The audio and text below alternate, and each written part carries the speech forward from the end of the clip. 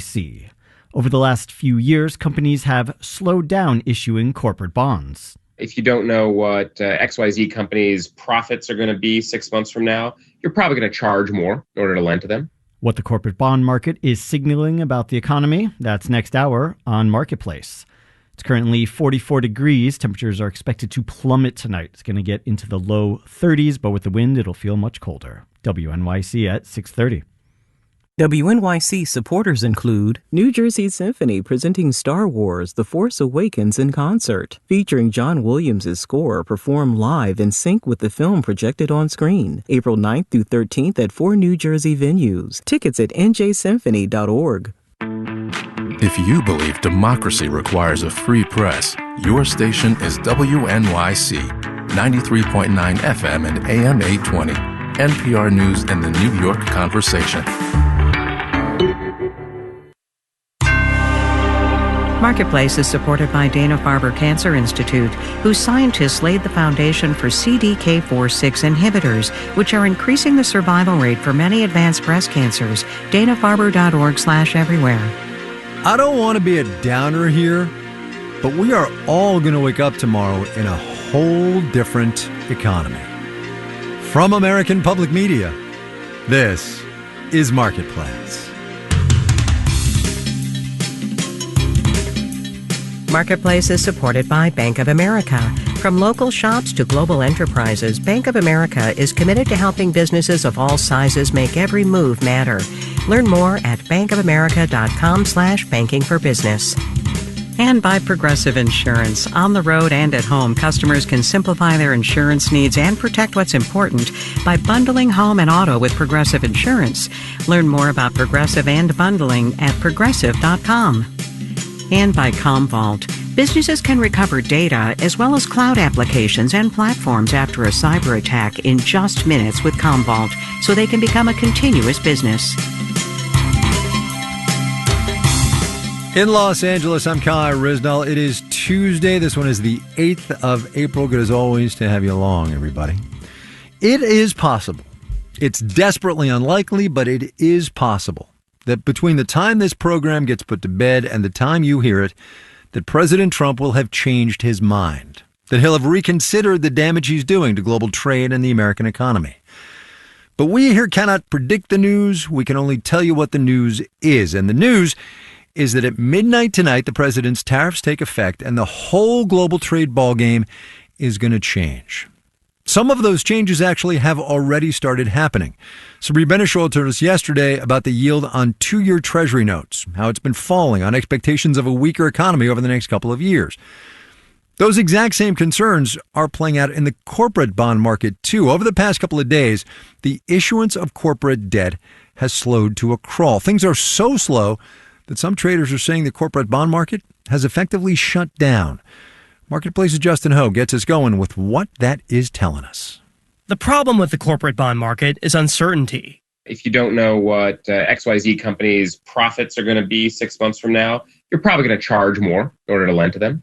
That's Guy Lebas, chief fixed income strategist at Janney Montgomery Scott. He says companies feel it when their borrowing costs increase, even a little. It's just like a mortgage. If you have to pay an extra 0.25% on a 30-year bond issuance as a company today, well, that's a lot of extra expense over the next 30 years. Doesn't sound like much, but it's a lot.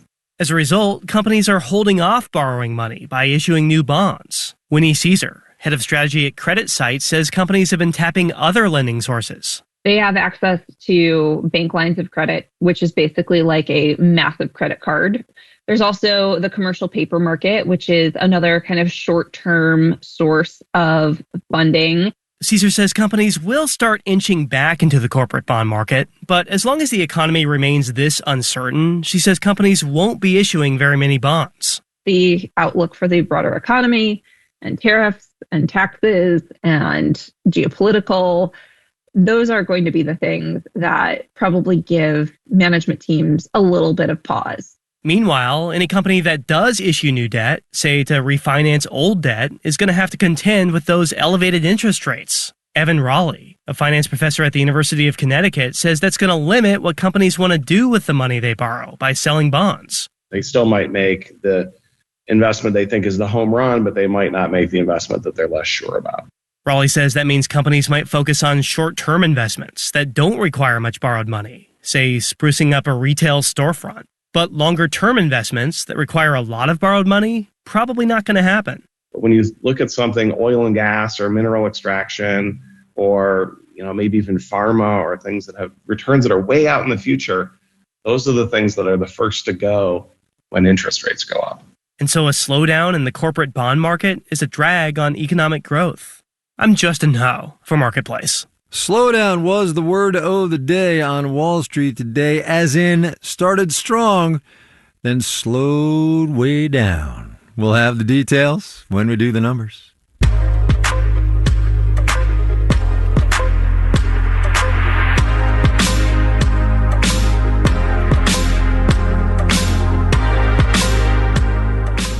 There's a whole bunch of ways to try to track what's going on in this economy right now. Justin did corporate bonds just now. We'll do commodities later. There are banks, too, about which the Dallas Fed has a data point or two. A new survey shows a sharp slowdown in both loan growth and loan demand in the Lone Star State. Tariff-induced uncertainty was, of course, cited as one of the major factors. Marketplace's Elizabeth Troval checked in with some lenders in her home state today and filed this report. Starting at the border in Laredo, IBC Bank's Jerry Schwebel says he's seen a dip in lending. His customers are importers, exporters. Everyone's taking a pause and wait and see as to what the implementation of the tariffs will mean to their particular companies or their particular sector. In Paris, Texas, in the northeastern corner of the state, Greg Wilson is president of Lamar National Bank, which does commercial ag and consumer lending. He worries if tariffs stick around, construction budgets could get out of control. That is a scary concern because at that point, a bank's going to have to either continue to lend beyond what was initially contemplated in the scope or kill the project. And neither one of those are good outcomes for banks or our customers. It's the inflationary impacts of tariffs on consumers that has In Touch Credit Union CEO Kent Lugrand worried. He does a lot of lending in the Dallas area, where people have already been squeezed by rent and insurance hikes. We are seeing an uptick in non-performing loans, mostly on the consumer side. We are concerned that if the present course continues, that could worsen. In the Houston area, TDECU CFO Jason Schneider is more optimistic. He thinks some of the slowdown is seasonal and that the dust from tariffs will settle in the second half of the year. We also know for sure on a little bit more around what the Fed's thinking. If there is an economic storm ahead, Texas is a good place to weather it. But that also means negative indicators here could mean worse things elsewhere, says Rice University's John Diamond. If credit is tightening in Texas, then that's probably likely going on other places. For now, when it comes to tariffs, the eyes of Texas and the world are upon you. In Houston, I'm Elizabeth Troval for Marketplace.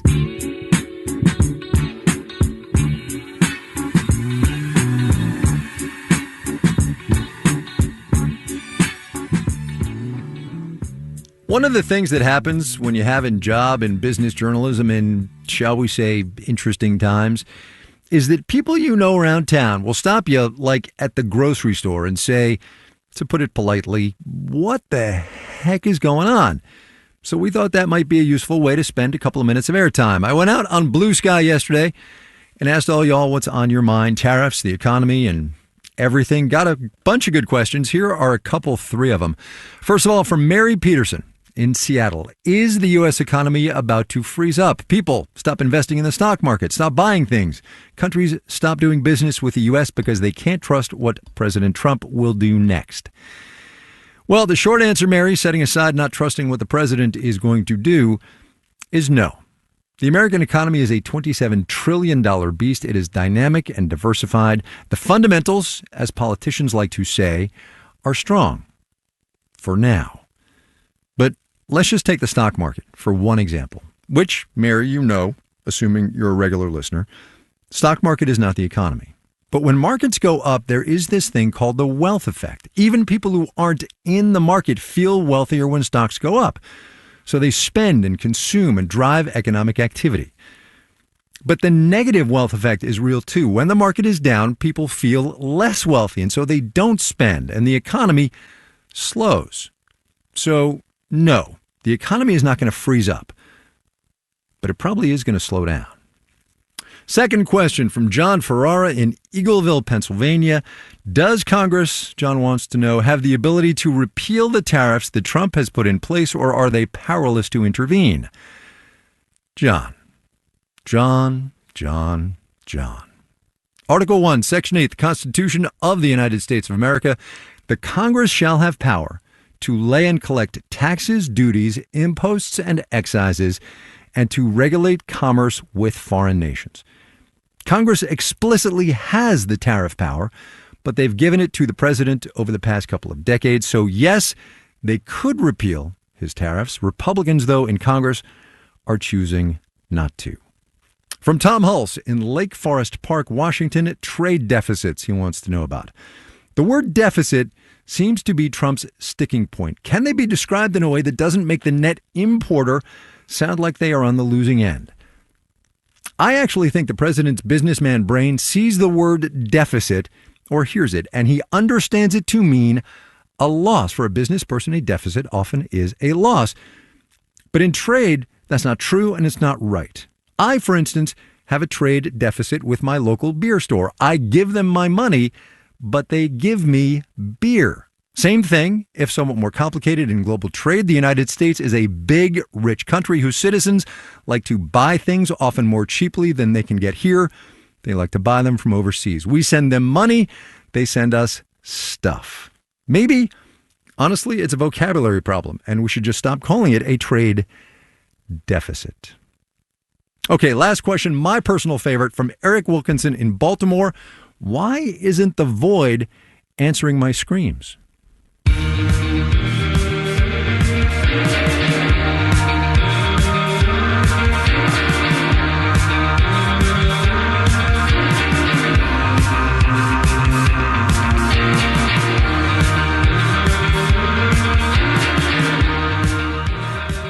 We didn't get a question about the U.S.-Russia economic relationship today, but we totally could. And more questions, by the way, can come to us on my Blue Sky feed. It's Kai Ryssdal, K-A-I-R-Y-S-S-D-A-L, at Blue Sky. Google it. It'll get you there. Anyway, Moscow was entirely absent from the otherwise pretty comprehensive list of countries that President Trump tariffed last week. And the president's interests in rebuilding ties with Russia are no secret. At the same time, though, the post-invasion sanctions are still in effect with no sign that's going to change. And in point of fact, the Yale School of Management says more than 1,000 international businesses have left Russia or pulled back drastically in the past 2 years. But what if? What if there was business opportunity to be had over there? Charles Hecker lived and worked in Russia for decades. He's got a new book out. It's called Zero Sum, The Arc of International Business in Russia. Charles, welcome to the program. It's a pleasure to be here. Thank you. Could we do a level set here first? Before the invasion of Ukraine, what were things like in the Russian economy for American businesses? Well, before the full-scale invasion of Ukraine, business in Russia was feeling slightly apprehensive but relatively comfortable. I mean, Russia had gone from a fairly wild frontier to a place that was complicated, but where you could get deals done. And I think that's the way American businesses felt, that it wasn't the easiest market to be in, but it was a place where you could do business.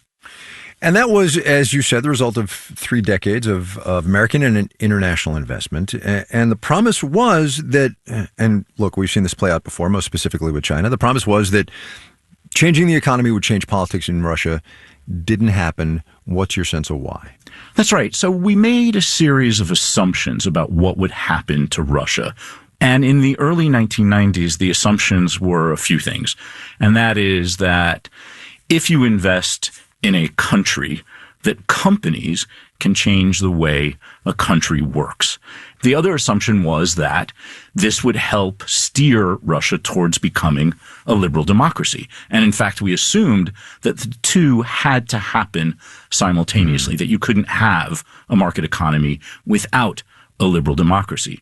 We found out in countries like China that that's not necessarily the case. But in early days, we thought, get lots of business into Russia. They'll learn about how to run a market, and they will democratize at the same time. Then just to skip ahead a little bit, we get to the annexation of Crimea. We get to the invasion. American businesses, Western businesses largely leave, not entirely, but largely leave. And now what you have over there is Chinese businesses, Indian businesses, and the specter under President Trump of maybe American businesses being able to get back in there. What do you think? Well, that's absolutely right. So while the Westerners were away, a lot of other countries came to play.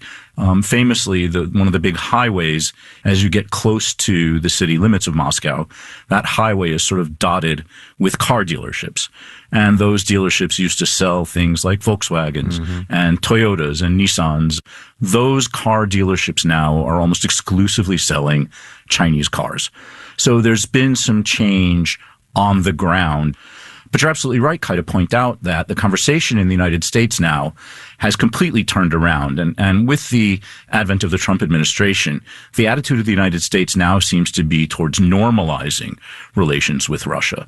And what that's done is it's kicked off a fairly widespread and fairly intense conversation about whether or how or when companies should go back. And, not every American company that left Russia will go back. But I feel quite strongly that a lot of companies are talking about it. So let's say, just to keep with cars here, that Mary Barra, the CEO of General Motors, and look, I'm making this up. I have no idea what her plans are. But let's say she calls you and says, Charles, you've lived and worked in Russia for a very long time. You're an expert on international business over there. What do you think? Should I do it? What would you say? Well, I think I would tell her that the safest way to do business in Russia right now is probably from a distance. If there were a way for General Motors to put cars in boxes and export them to Russia and then unload them at a port, probably somewhere around St. Petersburg, that might be one way of doing it. But to go build a factory that, you'll want to see there for, 40, 50, 60 or more years, that's a big leap before a lot of other questions get resolved about the future of Russia and international business. Well, just on the way out here, let's lay out a couple of those questions. What else is there that's sort of floating around in your mind? Russian intellectual property law has been completely eviscerated. And what Russia is allowing its own companies to do is to essentially counterfeit Western medication. So if I were an Eli Lilly, based in the U.S., or if I were a Novo Nordisk, for example, based in Denmark, I'd be quite hesitant to go back until I knew that intellectual property rights in Russia were strong and defensible. And I think maybe even most importantly, there's been a change to the business elite in Russia that may or may not want Western business back. And if they do, it will probably be on their terms and conditions. Charles Hecker lived and worked in Russia for a very long time. His book on doing business over there is called Zero Sum, The Arc of International Business in Russia. Charles, thanks a lot. Appreciate your time. It's a pleasure. Thank you.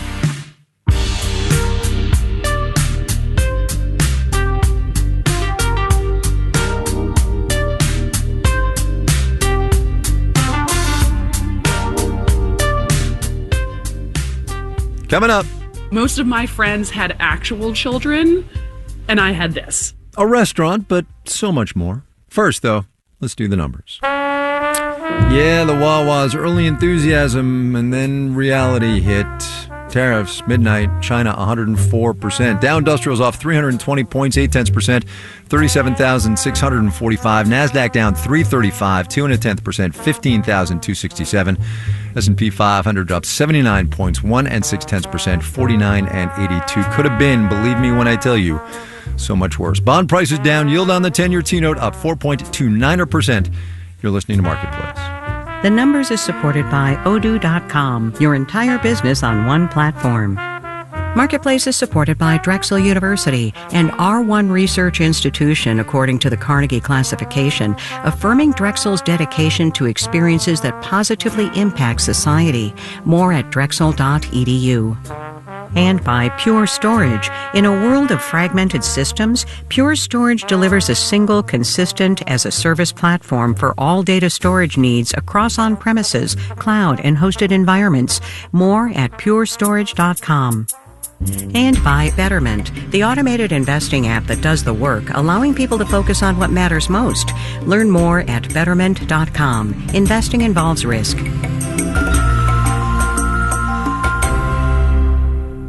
Support for WNYC comes from Carnegie Hall, presenting Anthony Parther and the Gateways Festival Orchestra, performing works by Dvorak, Dawson, and Damian Sneed, and featuring mezzo-soprano Janae Bridges, April 27th at 2 p.m. Tickets at carnegiehall.org. President Trump promised to lower grocery prices, but he can't. Truth is, grocery prices are determined by things such as shipping, which are beyond a president's control. They're going through consolidation, so that's going to have an impact on what retailers are going to be able to use to transport their products that they're purchasing from their wholesalers to the store. That's on the next On Point. Weeknights at 8 on WNYC.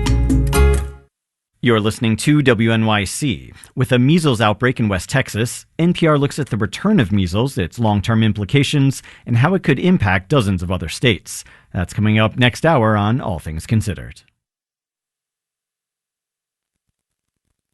This is Marketplace. I'm Kai Ryssdal. President Trump is, of course, getting all the headlines, but tariffs are far from the only way that global trade gets short-circuited. The Democratic Republic of Congo, which mines a whole lot of cobalt, 77% of global supply, should you be curious, has banned the export of that metal since February and is now considering extending that ban in what's becoming something of a trend, countries restricting mineral sales to influence prices on the global market. Daniel Ackerman explains what that's going to mean for an American economy that at the moment doesn't really produce much in the way of critical minerals. You can find cobalt inside lots of technology. Your phone, electric car batteries, wind turbines. I would be exaggerating, but only slightly, if I said that airplanes would fall out of the sky without cobalt. Dinah McLeod leads the Cobalt Institute, a trade group.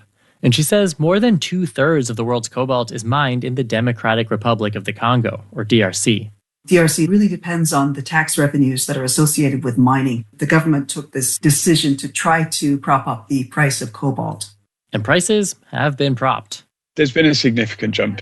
Thomas Kavanagh is editor of battery metals at the market intelligence firm Argus Media, and he says after the export ban started in February, the price of a key cobalt compound rose by more than 80%, and it could be just the start.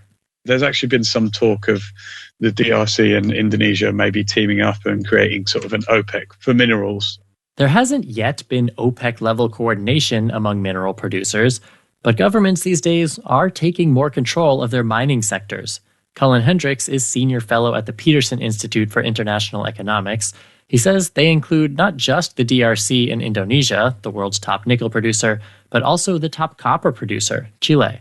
They are seizing this moment where there's such an emphasis on critical minerals to really reevaluate their development models. One goal is to ensure that the minerals mined in those countries get refined there too. But Hendricks says the Trump administration wants to increase refining here in the U.S. That is now putting the United States in direct competition with the policy ambitions of many of these mineral-rich countries that are also trying to move into the processing space. Because when it comes to critical minerals, Hendricks says the real money isn't in digging them out of the ground, it's in turning them into something the world can use. I'm Daniel Ackerman for Marketplace.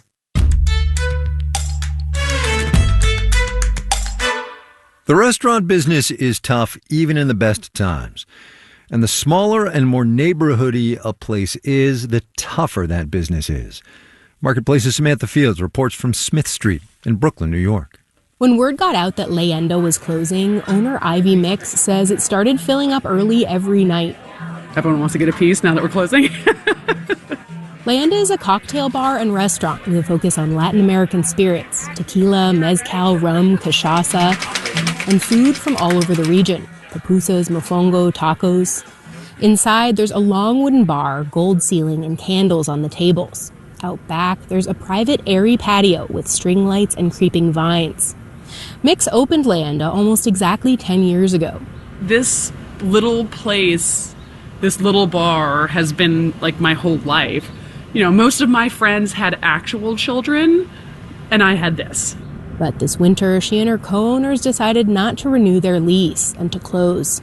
I mean, there's many reasons, right? The restaurant bar industry is difficult. It's become more difficult over time, the whole country over. But especially in New York, she says, rent and insurance have gotten much more expensive. So has the cost of labor.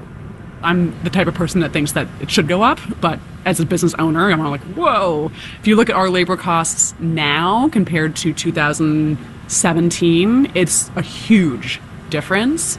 Same with food. We sell a lot of guacamole here. The cost of avocados have skyrocketed.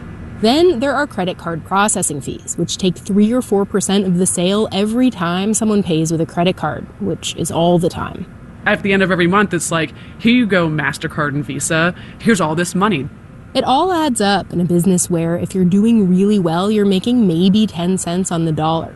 And at the end of the day, we're like, is the juice worth the squeeze? Like, maybe not. Like, maybe not right now. Maybe not like this. Maybe not this iteration. A lot of restaurant owners are feeling the same way. 5 years out from the start of the pandemic, Mick says people tend to think of it as being over, but the effects of COVID are still very much here. If you got loans out during COVID, they're due now. If you are trying to still make up from losing all that revenue in COVID, we're in that now. And the jubilance of post-vaccine 2021 and 22, when everyone was going out a lot, is decidedly over, she says.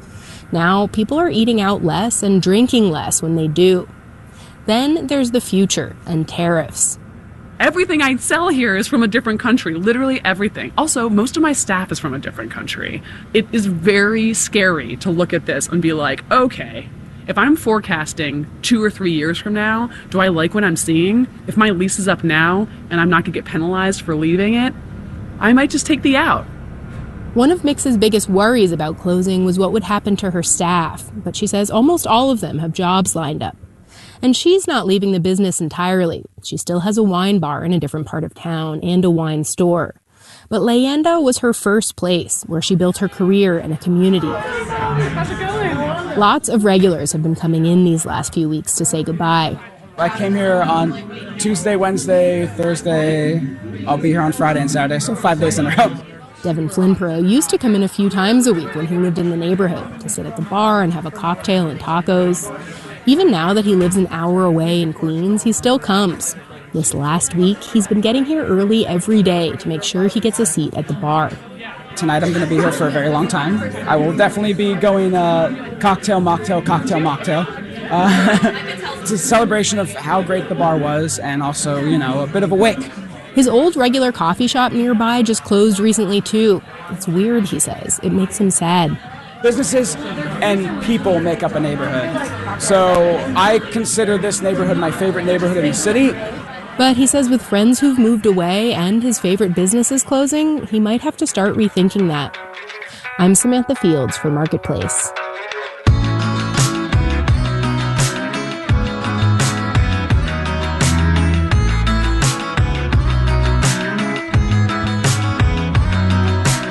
Marketplace is supported by the Peter G. Peterson Foundation, a nonpartisan organization dedicated to raising awareness and accelerating action on America's fiscal challenges to build a brighter economic future for the next generation. Learn more at pgpf.org. And by Certified Financial Planner Professionals. CFP professionals are committed to acting in their clients' best interest. Learn more about CFP professionals at letsmakeaplan.org. This final note on the way out today, just because I haven't mentioned it in a while.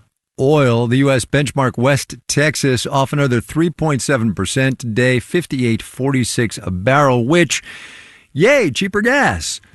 But also, boo, oil's down because a slowing economy means lower demand. Our digital and on-demand team includes Carrie Barber, Jordan Manji, Dylan Mietinen, Janet Wynn, Olga Oxman, Ellen Rolfus, Edward Silver, Virginia K. Smith, and Tony Wagner. Francesca Levy is the Executive Director of Digital and On Demand. And I'm Kai Risdall. We will see you tomorrow, everybody.